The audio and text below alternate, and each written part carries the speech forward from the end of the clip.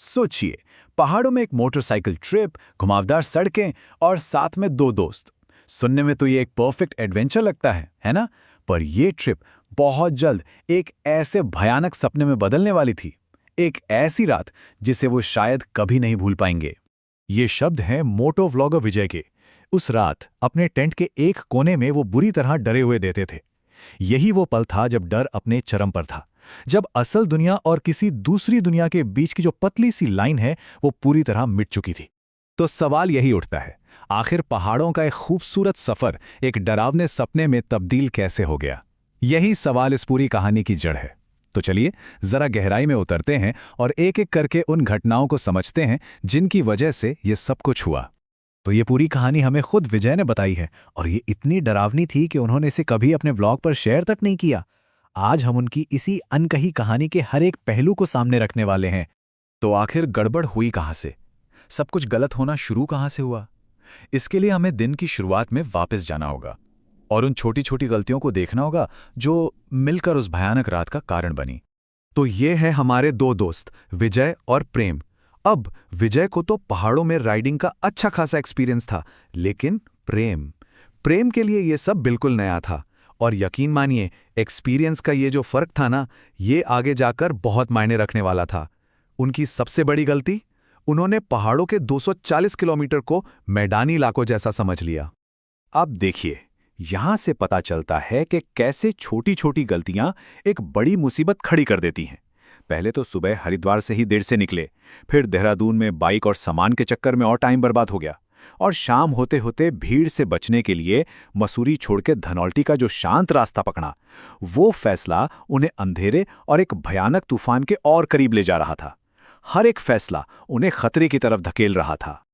अब जरा उनकी हालत सोचकर देखिए, पूरी तरह से भीगे हुए, ठंड से बुरी तरह कांप रहे थे, और तो और उनका गोप्रो कैमरा जो इस पूरे सफर को रिकॉर्ड कर रहा था वो भी बंद हो गया। मतलब अब वो उस सुनसान जगह पर पूरी तरह से अकेले थे, बिना किसी मदद के। इस हालत में उन्होंने आसरा ढूंढने की बहुत कोशिश की, पर हर दरवाजा उनके लिए बंद था।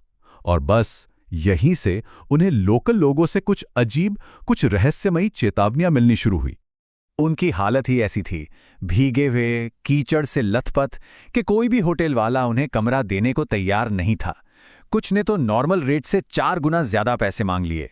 जब हर तरफ से ना सुनने को मिली तो वो और भी हताश हो गए, और आखिर में जंगल में रुकने के अलावा उनके पास कोई चारा नहीं बचा। और ये थी पहली सीधी चेतावनी। एक ढाबे वाले ने उन्हें साफ साफ कहा, लेकिन उन्होंने इसे बस एक आम सलाह समझकर नजरअंदाज कर दिया।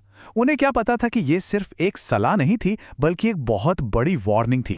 और यहां एक बात पर गौर कीजिए, ढाबे वाले ने ये नहीं कहा कि जानवर हैं या लुटेरे हैं। उसने कहा यहां एक बाहरी समस्या है। अब ये बाहरी समस्या क्या थी? ये शब्द अपने आप में एक अनजाना सा डर पैदा कर रहा था। आखिर ऐसा क्या था जिसके बारे में वो आदमी खुलकर बात भी नहीं करना चाहता था?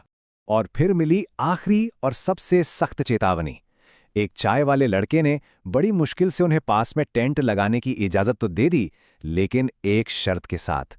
उसने जो कहा वो एक चेतावनी कम और एक हुक्म ज्यादा लग रहा था। एक ऐसा हुक्म जो आने वाले खतरे की तरफ साफ साफ इशारा कर रहा था। तो अब हम कहानी के उस मोड़ पर आ पहुंचे हैं जहां डर सिर्फ एक एहसास नहीं बल्कि हकीकत बनने वाला था। टेंट के अंदर का माहौल धीरे धीरे बहुत तनावपूर्ण होता जा रहा था।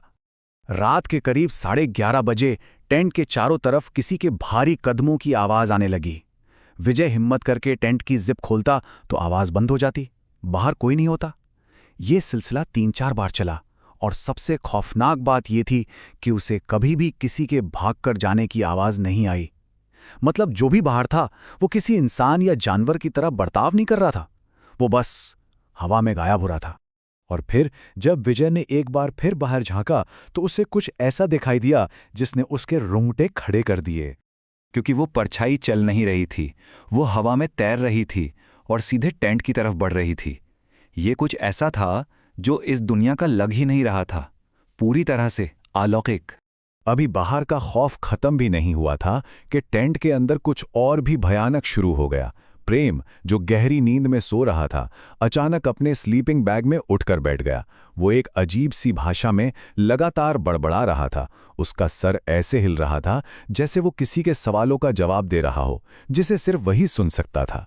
जब विजय ने उसे छुआ तो वो जोर से चिल्लाया और उसे ऐसी डरावनी नजरों से घूरा कि विजय की जान ही निकल गई। और फिर अचानक वो चुप होकर वापस सो गया, जैसे कुछ हुआ ही ना हो।